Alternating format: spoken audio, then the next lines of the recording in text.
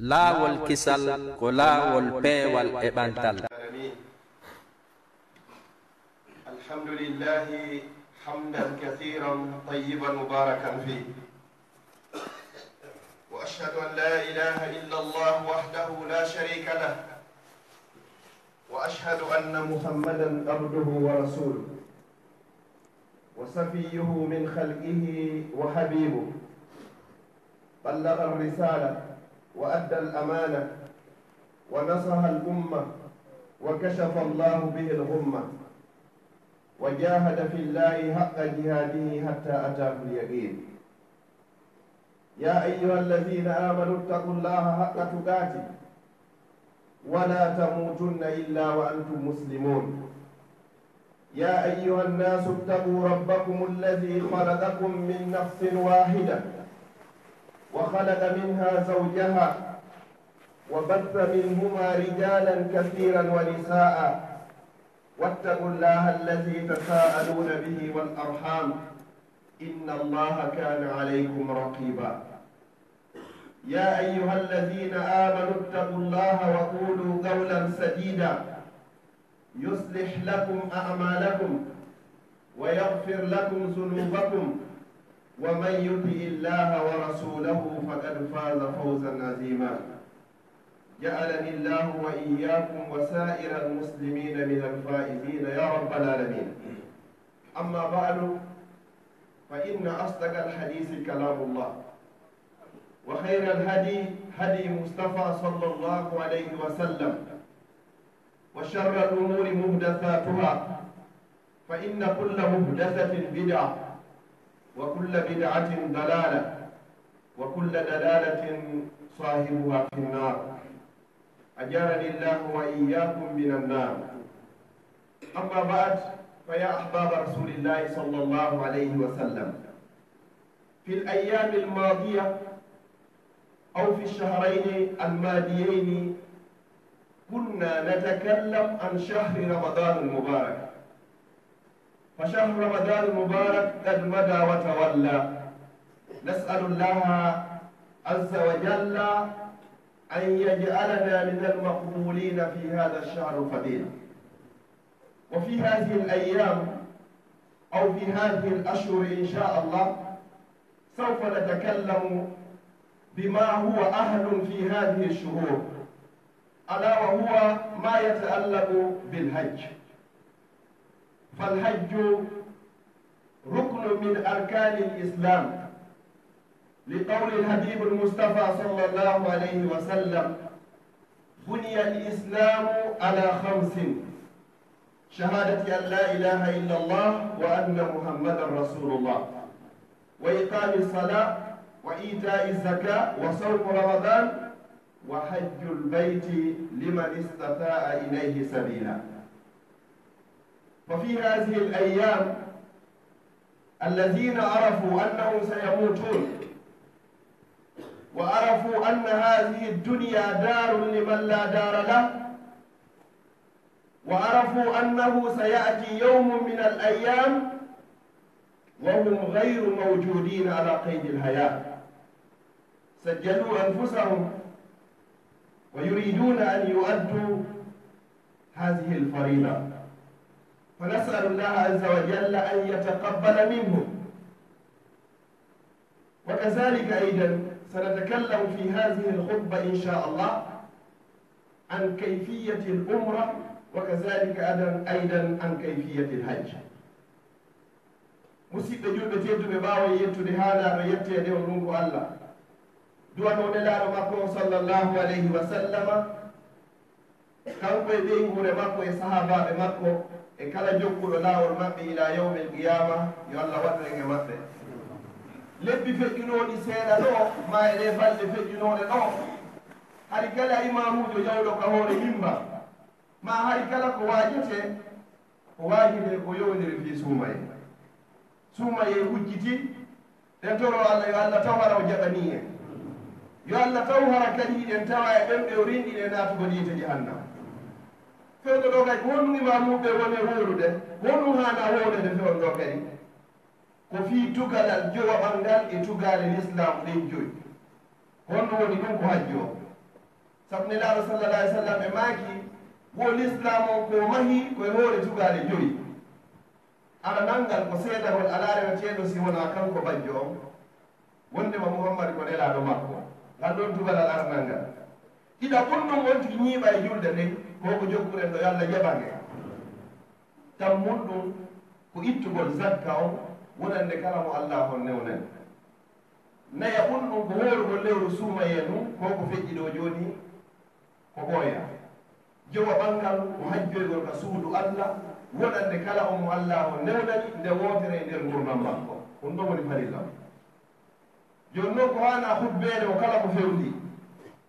ñande donkimma yoora e hajjon kadi marama ha hitande aroyore kadi ɓe allah tawno e o kadi allah tawno e hande gonɗo yewteten ɗo ko toɓɓe ɗiɗi pet ko honno umra hana waɗireede ko honno kadi hajju hana waɗireede wa naqulu wa billahi tawfiq lil umrati ثلاثة أركان وللحج أربعة أركان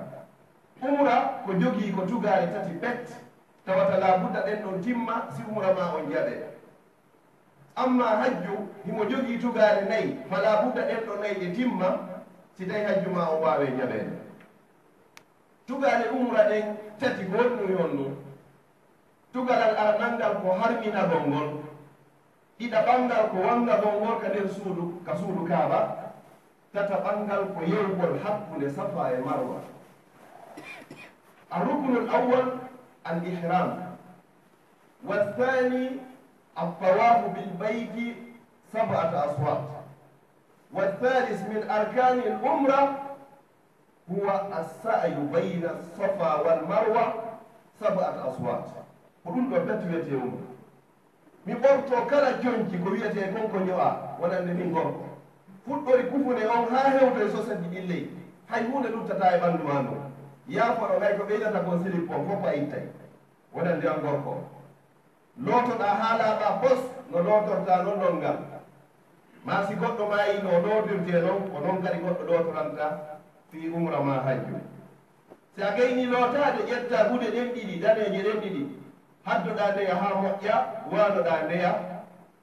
ɗo han joni ɗo taw a naatani taw ka ihram si waktu no fewndi juula waktu fewndi ɗo si waktu fewndaki juula darɗe ɗiɗi selonno kammo woɓɓe yaari woɓɓe no jaɓi woɓɓe jaɓa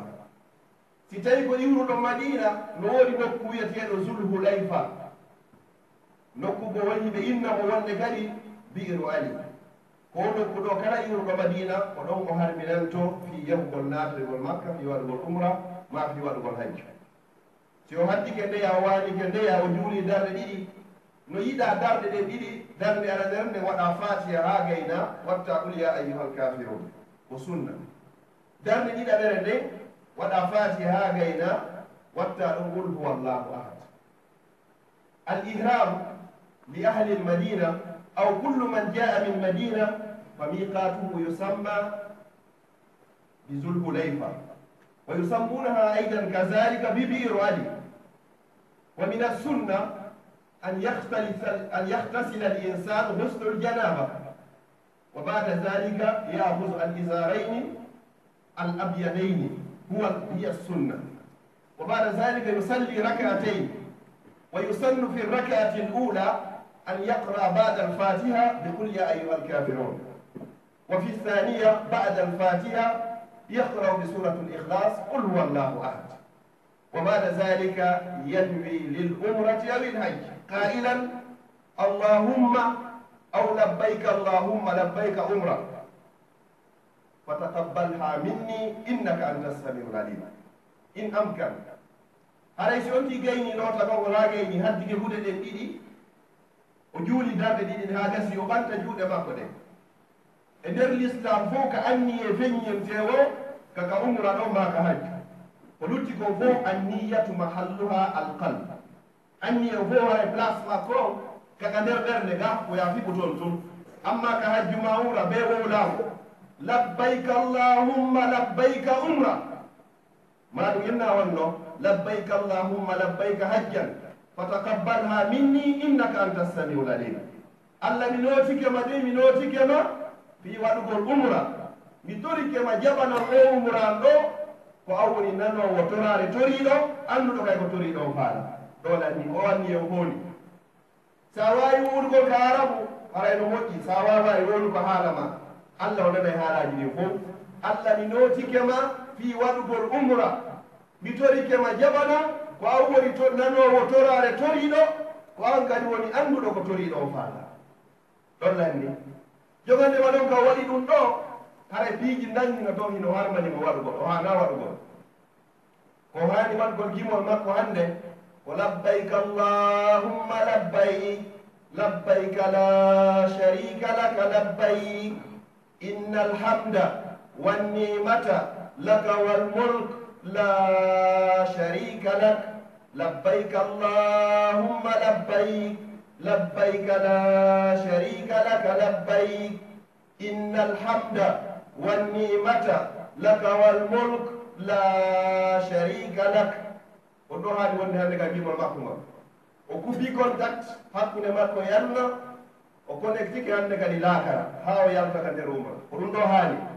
naat jokkugol ɗon e ñowugol yimɓe ma woorugol fii politique ma woorugol ɗon fii ballon o continue ɗum ɗo ko zulhulayfa yi mo suti madina hakkunde madina ɗon e makka ko 450 kilométre si o hewtoyi o hewta tum ɓe tippino yahu ka hotel mo yehi e hoore laawol 450 haray salliki boni oɗo o salli ko haa moƴƴa o suto ɗon hannde kadi ka juulirde so hewti ka juulirde o jannga to a naati ɗon ka juulirde bismillahi wassalatu wassalamu ala rasulillah allahumma ftah li abwaba rahmatik o naata koyngal makko ñaamal ngal o yahay ka nder juulirde haa o muutoyo hara o yaari suudu kaaba ɗum taw a naata e juulirde yaa haa woɗɗoyoɗa suudu kaaba ɗum hino ka tumbere juulirde no haynori kaaba on o danoɗo mo waɗa stop o fewta suudu kaaba ɗum o ɓanta juuɗe makko ɗen o toro o inna allahumma zid haha albayta tashrifan wa ta'ziman wa takriman wa mahabatan wa barra allahumma zid mimman hajjahu aw itamarahu tashrifan wa ta'ziman wa takriman wa mahabatan wa barra to gayni o duwa ɗo o tora nonon hoore makko hannde kadi kala ko o faala e moƴƴereji aduna e moƴƴereji laakara kara ko koɓe no wi yiitere ma aranere nden pour la première fois yiwgol ma suudu kaaba ko toriɗa ɗon kon allah jaabinante ci ɗum no feƴƴi o continue aɗon o yaha hannde kadi mo ɗaɓɓitude on ɗum ka hayre ɓaleere nde woni ɗon wa bada dukhulihi fi lmasjid yaqra du'a li dukhuli lmasjid kama na'rifuha jami'an wa bada ru'yatihi aw inda ru'yatihi lilkaaba yaqra'u hadha ad-du'a alladhi qara'tuhu anifan wa bada dhalika yudawwir an ar-rukn alladhi yujadu fihi al-hajaru al-aswad o ndaara ɗon hannde kadi tawawi naatude dambude buyɗo ɗuuɗi yehi ha dambude 9 naatugol ngol ka juulirde ka kaaba ngal naatirɗa on ɗaɓɓitaka hayre ɓaleere nde woni ɗon si tawi annda ɓe waɗi ni ampoule vert joni ɓe fixi mo ni kamaɗi imo yonni ni directement ka hayre nde woni ɗon ɗaɓɓita on ɗon yudawwir ani lawni al akhdar wa huwa yushiru ila alhajari al aswad mubasharatan hadihi alama liru'yati alhajar al aswad so yii ɗon o ara ha o hewta ka hayre nde woni ɗon on say hara suudu kaaba ɗum no wontiranimo ka sengo nano wuɗere nde o waani no nde mo yaltintini balawal ngal suumotako ka wangande araɓere e ka ɗiɗaɓere e ka tataɓere jogandema ɗon ka o wanno labbay ka o to o lootiki allah fi umra hoore makko nde mbuumatake o watta kufune o ƴettata goɗɗum o sudda hoore nde o ittata peɗa kadi o warata kullum kadi o wañata o fembotako o humata dewgal o humantake dewgal o wattotako jonjiño aali o waɗitotako parfum siko wonduɗo e sonda mum ɓe lunnodirta ɓe yiɗata e mbaɗ ɗiɗo piiji 9 sellam ta hannde kadi kala harmiganiɗo umra nde o waɗa ɗaɗi ma nde o harmiganiɗo hajju hattuma nde o yalti e kanko e nden gude daneje ɗon so hewtino ko hayre ɓaleere nde woni ɗon piiji tati hino ɗon ko ɓuri moƴƴugol ko yawgol lundode al ahsan أن تقبل الحجر الأسود إن أمكن، وإلا يمسه بيده اليمنى، وإن لم يمكن فيشير إليه. سيتاي نبيك يولون له سالون نيك هايرن غاندا لون نيك بيو غوتو يوكم كالجنة hayre ɓalelenen kaka aljanna nde yiminde tibbina ɗo har hinde rawnu no ɓuri ɓiraɗam ko ɓawlinide ko bakkatuji bani adam sa lunni kede ɓa memi nde aray a memi bihum iwkum ka aljanna sa lunni kede ma a memi nde a memi hunde nde annabaɓe foppu memuno annabaɓe fo wala ko hajjani ko ɓe yewnoɓe lunni ɗon kamɓe kadi haɗa ko ɗo yewɗa lunniɗa yo allah newnu si tawi lunna gongol newaki woya memu si tawi memu gongol kay newaki woya sappo ɗani na ɗon jungo nano ngo sapporte ko jungo ñaamo ngo joni noon si kaaba on no wondiranma ka sengo nano si a wattanari hakkil ko jungo nano ngo sapporta ɓayere ko ɗo ɓuuri welde fi mais ko ya waɗu ni jungo ngon sapporani hayre nde inna bismillahi allahu akbar allahu akbar allahu akbar allahumma imanan bika wa tasdiqan bi kitabik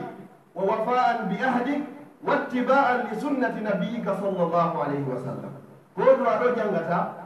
ka fuɗɗago si a wawi newade so wawade newade kay toro kala moƴƴere nde wawɗa ka haala maɗa no wawa nontinde oɗo rabbana atina fi dunia hasana wa fi l akhirati hasana wa qina azaban nar fokkita sa fokkiti ɗon hande kadi yahande aranere nden e ɗiɗaɓere nden e tammere nden no yiɗana on tigi yo gundu wuggagol na ya dow lorra goɗɗo kono haray ko ya wuggo aranere nden ɗiɗaɓere nden e tammere nden si wawi newade sa yehi ha ka sokkudu tammuɗu no wiye ruknul yamani no yiɗanama ya yewmema sokkudu ɗum sokkudu hikkodurno ɗum e sokkudu ka hayre nde woni ɗon yaha memira ɗo ni na ya lunno buyi hay ɗo fajje yaha lunnagol ɗon ma mema bagi kaaba on ɗon ɗum fof ala e binde ko wiyaɗa simplement ko ya memir jungo ma ñaamo go feƴƴa na mema kadi ha gayna fitta ka yeeso ma wujito hay hunde ala ɗon seydna oumar radiallahu anhu nde warno ka lunnagol hayre o daari hayre nde ma wini min miɗo andi koye an ko a hayre simple a nafata a lorrata sinano ɓay tun mi yii nelaɗo allah on no lunnoma pelleti mi lunnotana o on sa seydna oumar o lunni hare nde mo feƴƴi an kadi ko simplement ko lunnagol hayre nde ma mema ɗon ka wiyeteɗo ruknul yamani ka fokkituɗa ɗon ka hayre ɗon ha hewtoya ka ruknul yamani kala du'a mo faalaɗa hiɗa wawi jangude hino yiɗa ɗon ɗo tawa ka sunna jogandema ka ruknul yamani sokkudu tammudu ɗum ana hewtoyde neɓuru ɗum ka fuɗɗinoɗa ɗon ya timminir wangande be wangande jango rabbana atina fi dunia hasana wa fi l akhirati hasana wa qina azaban nar janga o ɗo ha hewtita ka fuɗɗinoɗa ɗon inna a heeɓi goo wa yustahabu ayuha al ahibba al isra fi lsawti l awal walthani walthalis wa kadhalika aidan يستحب ومن السنة أيضا لمس الركن اليماني وأن يختم الصوت الأول أو كل صوت من أصوات السعي أو من أصوات الطواف بربنا آتنا في الدنيا حسنة وفي الآخرة حسنة وقنا عذاب النار إن أمكن وإلا فلا حرج سيهينو ها ويدي تتيجي على هندك إلا على حيث بلوانغال هندك إنغال سونيك يهانو آتي من أديني إجيئي ko jeɗɗi wangete ga suudu kaaba sa timmini jeɗɗiji ɗin a yiyay ɗon nokku no inde maqamu ibrahim hayre ko annabi ibrahima darino ɗon ɓiɗɗo makko o o ƴawi hoore may ɓiɗɗo makko annabi ismail jonni mo kaaƴe ɗe ko gaytimaho kon kaaba on ɗo wiyete maqamu ibrahima ara ɓaawo on ɗon si wawi newade fewno makko ma woɗɗitoɗamo ma ɗum kala ka heɓuɗa darɗe ɗiɗi e nder juulirde nde si wawani newade juula darɗe ɗiɗi no yiɗa kadi darde aranere nde waɗa fatiha waɗa ɗum ya ayuha alkafirun darde ɗiɗaɓere nde kadi waɗa fatiha wadda ɗo qul huwallahu ahad salmina ya salmini ɗo haray goɗɗum luttama hande kadi ya yahu ka zamzamo won ɗo yara ha taw ɗon ɗita yara moƴƴa fiyon ɗo luttanma goɗɗum kadi yawgol hon ɗum hakkude safa e marwa sa juuli darde ɗen ɗiɗɗo hande kadi a yari zamzamo haɗa e ti énergie hande kadi fokkitaɗo ko allah in ɗon inna safa wal marwata min sha'airillah faman hajja al bayta aw itamar فلا جناح عليه أن يطوف بهما ومن تطوع خيرا فإن الله شاكر عليم janga o duwa ɗo harayɗa yaani ka pellum ka wiyete ɗon safa nanu ye sikko felɓe jannugo ni ko simplement har yimɓe janno kono fof tappanoma ha tibbitike joni ko simplement ko toɓiti tout seeɗa yaha dawɗa ka hoore pellum ɗon ha yiya suudu kaaba nun kadi sa yi suudu kaaba nun janga o duwa ko jango e yo inna safa wal marwa min shairillah faman hajja al bayta aw itamara fala junaha alayhi an yatawafa bihima wa man tatawwa khayran fa inna allaha shakirun alim nooni duwaji fu jangeteɗi ɗon ɓurɗo lollude on la ilaha illa llah wahdahu la ilaha illa llah wahda sadaqa wa'ada wa nasara abda wa azza jundahu wa hazama al ahzaba wahda la ilaha illa llah wahdahu la sharika lah lahu lmulku wa lahu lhamd wa huwa ala kulli shay'in qadir la ilaha illa llah wa la na'budu illa iyyah lahu lni'matu wa lahu lfadlu wa lahu lthana'u lhasan oɗo ɗo wawi mo jangude oɗo kadi maɗum la ilaha illa llah mukhlisina lahu ddin walaw kariha alkafirun siɗi wawinde waade sina ɗum adda ɗon kadi rabbana atina o ɗon hande kadi fokkita ɗon hande kadi yew gongol ka sengo ma ñaamo arta e ɓewodiri ka sengo nan e iwde joni safa a suti on to marwa ɗon kadi kala duwa mum faɗa aɗa wawi jangude ɗon hakkude safa e marwa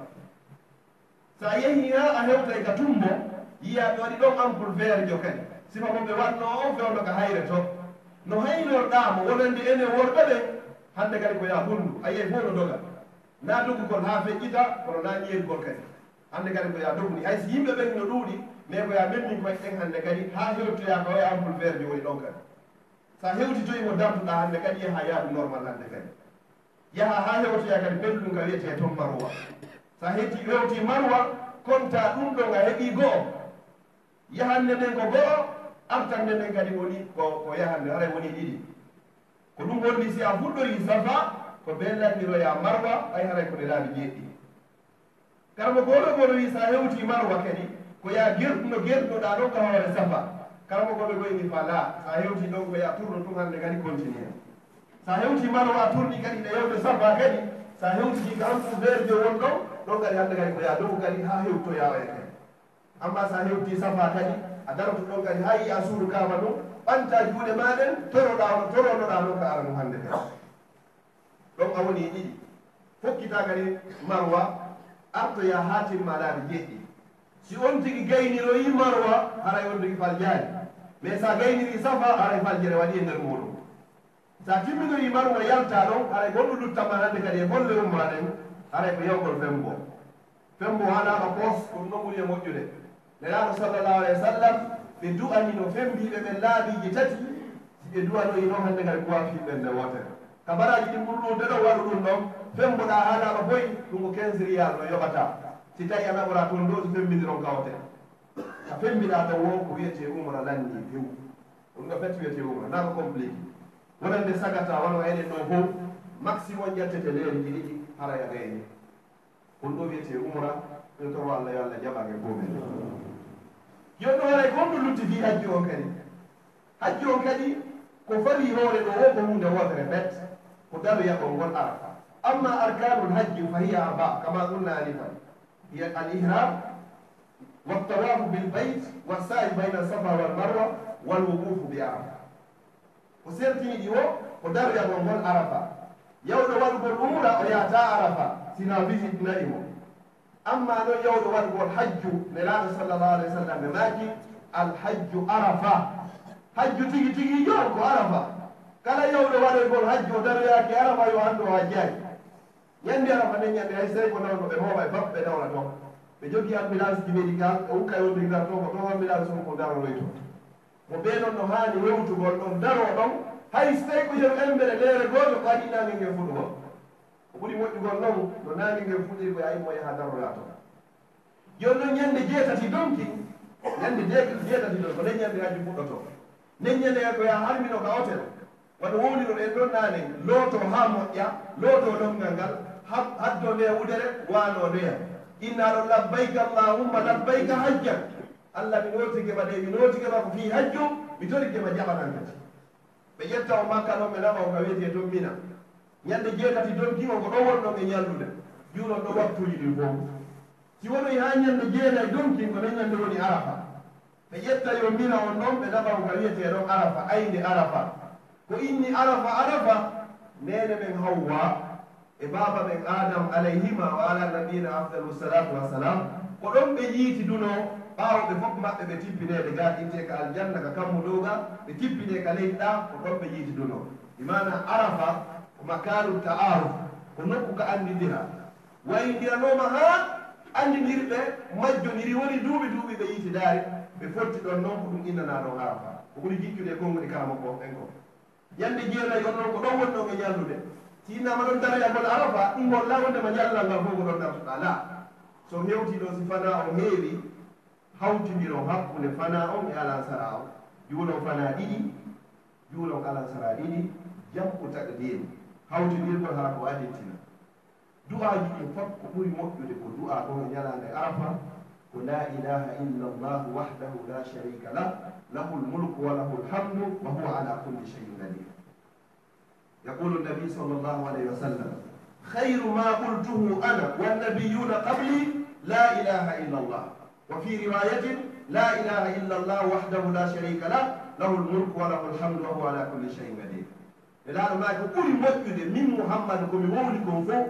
أن باب أدي بلام فوق ولا إله إلا الله في الله يقول بغتلو لا إله إلا الله وحده لا شريك له له الملك وله الحمد وهو على كل شيء قدير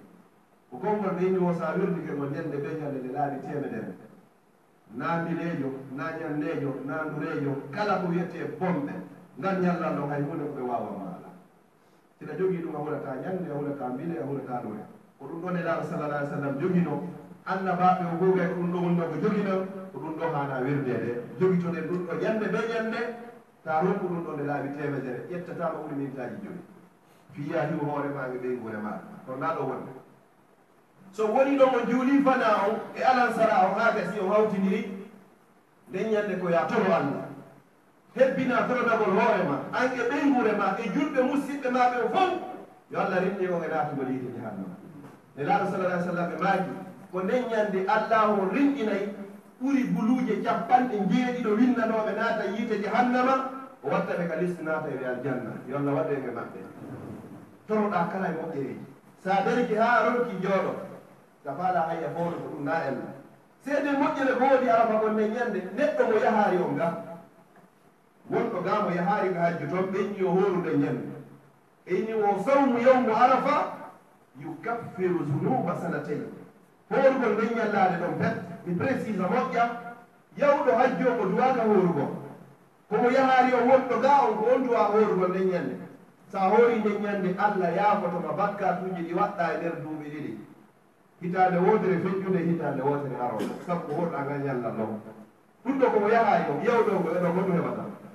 o anndi woko subhanahu wa taala ta aja hoore ma nde moƴƴere ɗo musidɓe jogi wonon ɗon noon arafa ɗon ha nange ngen muta on duwaka yiwde ɗon fodde nange ngen mutani wattanen hakkille kadi e nder arafa o ɓe waɗi plaque je zone je tanki a yiya plaque je zone je ɗen anndu a natare nder ayde nde ɗa ya wontire ɓaawa majje ko ya wontire nder majje no woni ɗon pellu gootum ɓeyɗa pellum rugutomi seeɗa pliye waɗi ɗo ka hoore pellum dow kangal woni ɗon net ne laaɗo sallllahu alayhi wa sallam ɓe dari ɗo ɓeyni womi darike ɗo wakaftu huna wa kulluha arafa min mi de mi darike ɗo kono nde ayne ɗo fof ko arafa nde wiyete kala ka on tigi dari hara no wawi mo yonde si tawi noon cellal no woodi a tampinta goɗɗo a lorritotako a majjata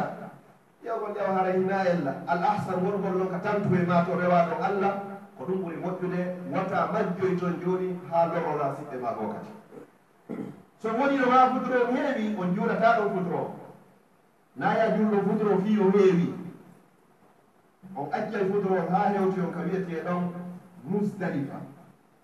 nde ɗon hewti e musdalifa ara o fof gayni ɗatude ronki hewton ɗon noon juuron ɗon futuro on e geeƴe ɗen jambu ta akhir nane o wanno fana on e alansara on jambu takdim yon noon futuro on e geeƴe ɗen jambu ta akhir par ce que futuro mo feƴƴino ila arafa kono nelaɗo juulano o ɗon ɓe juulode mo musdalifa juula futuro on tati futuro witatake watta geñere darde ɗiɗi feƴƴa wawi a fotoɗa si woɗo ya subaka o heewi immoɗa juula subaka o gagata a juuli ɗon ɗon wacca ɗon kaaƴoy jeɗɗoy sutoɗa ka wiyete toon jamarat ka bugete ɗon fifiɗoygol seytanuji ɗi sa iwi noon musdalifa hiɗa suti toon a hewtay nokku ka sengo ma ñaamo no wiye masharul haram ko nokku ka du'a jaaɓoto sa allah newnanima tawi iɗa andi lawolngol yawgo seɗa ɗon toro allah ɗum moƴƴi si wona ɗum tertoɗum non feƴƴa ara ka jannduɗum bugoɗa ɗon kaaƴoye jeeɗoy no bugagol koye ko wine to bisimillahi allahu akbar ɗon wawa yonde na ɗum siko ɓeydi ɗon allahumma jaalhu hajjan mabrura wa sa'yan mashkura wa damban magfura wa tijaratan lan tabur haray ko duwa ɗo jangete ɗon si wawi newade kaƴum ɓe sa wawar jangode duwan fof kaƴum ɓe wi bisimillahi allahu akbar bogoɗa ko etoɗa ha ko yiyami aley to aɗa nangare filgol yimɓe dala kon sero to nanga widdagol tun no hawdi gayrigol la fewn ɗo no newi bugoton ɓen e artay ɓen ɓe fottata few amadou yas landino ɗon ha koye timma koye jeɗɗoy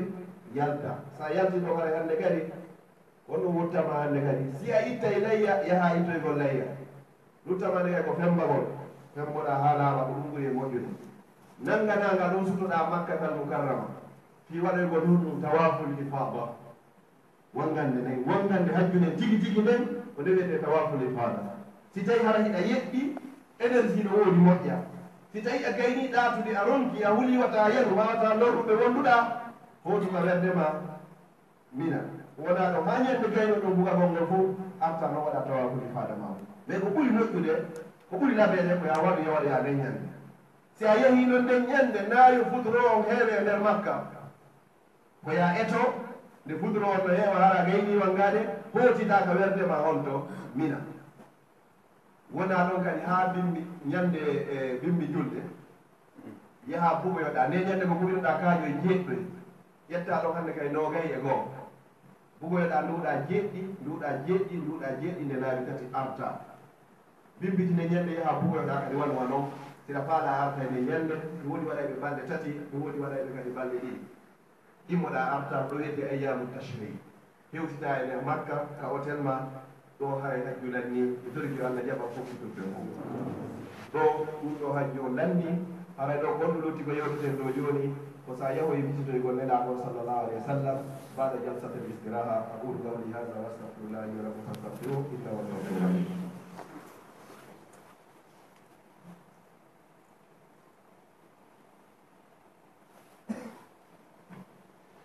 الحمد لله حمدا كثيرا طيبا مباركا فيه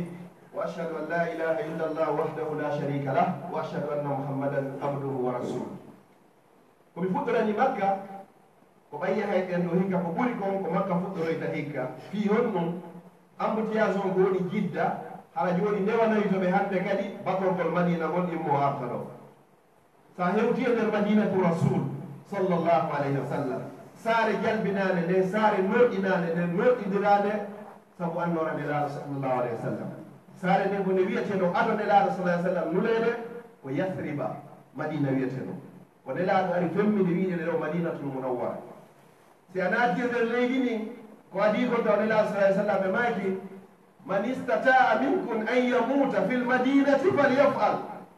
wo kala e moɗo heɓuɗo feere maygol e nder madina ɗo o wattine ɗo haɗana wartiɗo yo mayɗo pelleti mi tefano e mo yawmal qiyama kala mayɗo ɗon hara hina wartiɗo andu tefore nelaɗo sallallah alih w sallam hewtoyte ko nden saare wonɗa natanne joni sa hewti e nder madina ko ɓuri himmude ko hanɗa adorde kon sa accunoyi bagaji ma ɗin gawotan ko yahugol juuro ɓurɗo moƴƴude e tagi ko ngo mo l'islam on ari e juuɗe mum jaɓuɗa l'islam a yiyari mo wiyeteɗo mouhammad bun abdoullah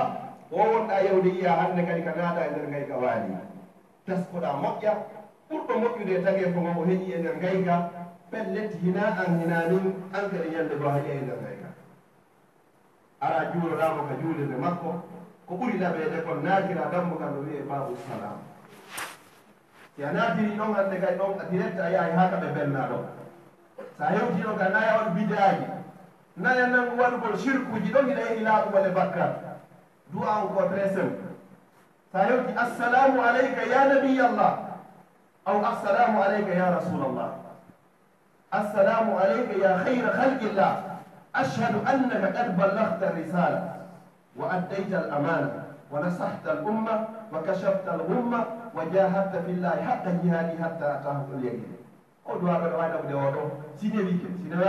السلام عليك يا رسول الله. لو إني ذا الله أركر يروه مقبرون كبندو إنما وعليك السلام أنك كسي وني ما بايو كاري هم إذا دون لا رسالة إنما لنا دون دورو هاي سيكون وجود لا إله صلى الله عليه وسلم لا دون تيما تين كنونا سيها كببلنا فجأة يسوع سيدا بوسا بكوني سيانا بعد فوق يبوك مكيو دونك أبو بكر الصديق أو كان نبلنا تاكو مقبرو إن السلام عليك يا أبا بكر الصديق kun ko wawa yon kat da fara fake tan fake abu kunni inna assalamu alayka ya umar al-faruq kun ko fati no wawa yon da fara no be de duwa ni haka ni yalta do no yaltirda do galdam bugal gal yaltirda do ko galdam bugal be ka babu al-baqi mun woni yesmano ko berbe baqi ne ka saba do buri tebe dere wattina yaha ɗo kadi juuroɗa ɓen ɗo kadi si a hewtiɗo kay naata ɓeɓe ɗen haala si ɓe waɗi duwa jangete on ko assalamu aleykum ahla diyari min almuminina walmuminat walmuslimina walmuslimat yarhamu llahu almustaqdimina minkum walmustakhirina minna wa inna inchallahu bikum lahibun on ɗo aɗo woni ko jangata gonɗo barɗo hay hunde ala to goɗo bet ara heeɗi baraji ɗi jinda e nder barɗe ɗen ndaara si tawi hiɗa e wondi e annduɗo ara ko annduɗo mo wowma hollude ko honto seydina ousmane wattina ko honto nene aicha wattina ko honto kaarijo e kaarijo woni ko wattina ɗi ngabboriji ɗo hiɗi janɗi han joni siko annduɗo hara hino ɗo si a landi gano woɓɓe toon ɓe ɓenɗo ɓe wowlata few fi honno woɓɓe si yeehi ko yennugol ɓeeɗa manta ɓeeɗa ko ɗum tawata joni ɓe wowlata oɗo ko ɗo woni haray si ɗum ɗo feƴƴi haray ko ɗum ɗo ɓuri e labeede e ko waɗa ko fof e nder madina ko hikkoto ɗon ɓe ƴettoye o ka hotel ɓe naɓa on nokku ka wiyete ɗon uhud jabal uhud jabal uhud fello ngon ko kilo sappo e 12 kilo ha keɓugo juuti ko ɗon sahabaɓe capanɗe jeeɗɗo sahindina ñande wotere sabu konngol gotol ngol ɓe yeddine laaɗo sallllahu alayhi wa sallam e laaɗo innuɓe wata on tippo sime fooli wata on tippo sime foorama wata on tippo julɓe ɓe fooli tun ɓe tippi on sahi hade Khalid ibn Walid wa tarik al-Islam o contourni julɓe ɓen ɗon o ari o waɗi sappo ɗuɗɗoɓe ga hoore fellon o neñande Seydina Hamza sayyidu shuhada o neñande woni ko sahindina taari a tawa e ɓerde ɗe hiɗe surrani ɗabru Seydina Hamza o ɗumo ka tumbo hiɗe jalɗinimo ɗo moƴƴa ɗo kay sa hewti ko duwa ɗo woni ko jangantaɓe assalamu aleykum ahla diyari min almuminina walmuminat walmuslimina walmuslimat yarhamu llahu almustaqdimina minkum walmustakhirina minna wa inna inchallahu bikum lahibun o duwa ɗonɗa taskoɗa ɗon annda ɓeɗo fof ko ni woni ko wattindinira no ɓe wattindinira noon ha kawri ɗo ni ko ɗon ɓe woni kañal gabruji maɓɓe aɗa yabdo shahid munjiɗo qur'an leydi ndi ñamatamo annabaɓe kadi ko noon kadi leydi ndi ñamatamo ilaɓe sallallah alih w sallam ɓe maaki inna allaha harrama ala al ardi ajsada al anbiya si gasi ɗo joni ɓe naɓa yo juulirde ɗo wiya masjidu quba masjidu quba ko nden juulirde ɗon ada maheede si juulirde nde laaɓe sallallah alih w sallam nde maha sa juuli ɗon darɗe ɗiɗi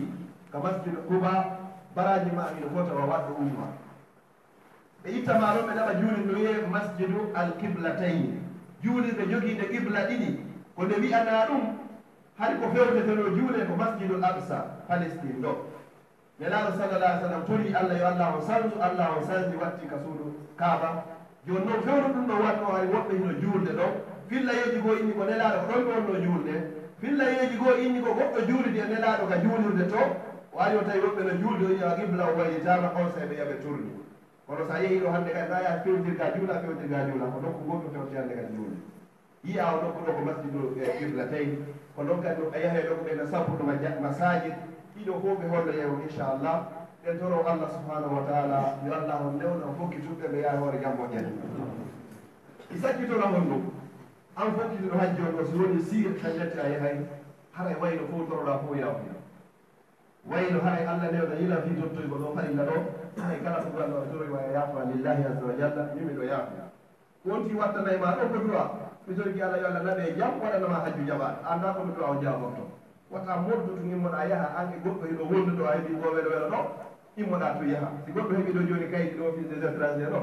sikki hay woɓɓe laggi ɓe anda e fof ala minute haray noon ko yewgol hajju ɗo sa heeɓi ɗum ta suuna hay goto wayno jama on fof Allah newna yilan ɗo toraneɗan Allah yo Allah naɓange jam newna ɓe yonan golle ɗum yewta kadi hoore jam moƴƴere kadi newna kadi kala ko heɓani feere si ɗum ɗo feƴƴi mi sakki mona toɓɓere honne musidɗo julɗo tedduɗo Allah suɓima e nder milliard yimɓe o newnanima tottoygo ɗo farilla wata yew ha laaɓoya handa ha laaɓa pos arta ɗo dari tuunina hoorema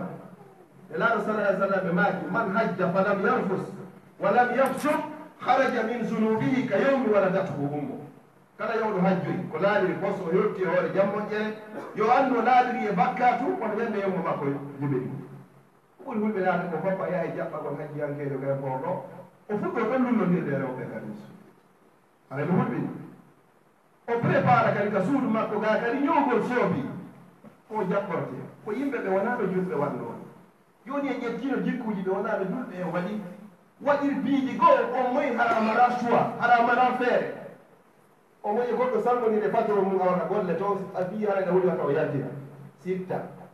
kono modi ya organise haraɗa mari choix accingol ronka accingol haraɗa an findinde siga ɗi biide aji biiji harmuɗi ko garuɗe gadduno wadde soodi kono noon no sakkidorne makko ko haltede mutine kadi ka nder leydi kadi mi waɗa soobiji kadi balɗe tati haa ɗum no hiwrodinede ñameteji gorɗo gardaji islamu jamaɗo kon fo arɗen juulugol ɗo wonko mi woni ɗo fof e baraji ndi julde ɗo wonɗe julde ɗo no mawni ka Allah ɓuuri hajju kon koye min garata juula ɗo juma ma juula wattu ɗo haa gayni hoota ka muɗum yimɓe ya hiwroyo inani ɓuri wata goɗɗo hiwroyo mum kono wata seyti fi goɗɗo hiwroyaki waɗa yewti hajju an kadi wata hiwroyoy goɗɗo fi wata o seyti ina heewi kaari ha fino simi hiwroyakimo o seytina nayla naafi Allah yaaɓe an ka ina mi arta hajjuɗo kaari ɗon ka arde hiwroɗan ko yarɗa ko fiya inde ala hajji e fiya hiwre haɗa ɗum no fof moƴƴani hande kadi hajju noon wela yahugol sabda ko kala nanunoɗo ko annabaji o noddi kon annabi Ibrahim ko on noto to hajju to si tawi noon Allah ligno ɗum no ganonuma wi alhamdulillah ƴetta Allah wata artu hadde kadi hara ɗum no fuɗɗorta ila ñande artuɗa ɓeyni mo yeehi hajju e warti 40 jours hare o waɗi gratuit ko tori o Allah ƴettanaymo joni noon an ñande wewɗa nde ko nan ñande fuɗɗotoɗa bonno goɗɗum ɗo fof hara ilamaka wama ala rasuli illa balagh mi doriji Allah subhanahu wa taala fokkituɓe ɓen Allah o newnaɓe visaji yalda ɓe fof ɓe heɓa ɓe seeno ɓe heɓari feere ɓen kadi si tawi ko kaydi woni ɓe jogaki yo Allah hokkoɓe kaydiji ɓe yaha si tawi ko jawdi ndi woni ala yo Allah o newnaɓe jawdi ndin ara ɓe tottoya farilla o si tawi ko ɓernde nde woni fewtari toon ko Allah woni yimɓeɓe ɓerɗe jiyaɓe yo Allah fewtin ɓerde makko nde mo tottoya o farilla ɗo yo Allah dandu goɗɗo heɓuɗo feere darni juuɗi ka meɗen o maayi hara o yahaari hajjuɗo Allah dantoytomo ko huri yo Allah dandu e sifa ɗum ɗo tori Allah jogiiɓe feere ɓe yo Allah ɓeydan ɓe waɗa barki ɓe jogaaki ɓe ngari fof yo Allah hokkorɓe jawdi ɗuuɗuɗi laaɓuɗi dagiɗi waɗaani barki yo Allah febbinɗin e hoore ko yiɗi o yardi ɓe faatiɓe ɗo kesum e kiɗɗum fof ko Allah jogi yurmeede yo Allah waɗaɓe ko aljanna firdawsil ala mawɓe meɗen kala faatiɓe fof yo Allah tawara ko yaafede ɓe ngadi ɗi lajanga ɓe yanngike fii meɗen yo Allah moƴƴiniɗo e ɓe nelaaɗo sallllahu alayhi wa sallam tamna so yii hannde ɓe woodat ko l'islam e leyɗe Portugal taw yejjitumawɓe men ɓe yo Allah yaafo kala faatiɗo e maɓɓe enen kadi yo Allah okkoren ɓiɓɓe duwantoɗo e ɓaawa meɗen en duwanike ɓiɓɓe mawɓe men ɓen yo Allah okkoren ɓiɓɓe kadi ko duwanto e ñande laatiɗen fureji mi toriki Allah subahanahu wa taala yo Allah moɓidir en e hoore goonga ɗorɗanji boni hakkudeji meɗen ko yo Allah ko ittu yo Allah ɓerɗen ala e wawata e joguede yo Allah wurno en fodde gurnanɗan no moƴƴani en yo Allah ƴettito e ñande tawata ko maydi nde woni ko moƴƴani en wa sallllahu wa sallam wa baraka ala nabiyina Muhammad wa ala alihi wa sahbihi wa sallam tasliman kasira wa aqimi ssalah laawol kisal ko laawol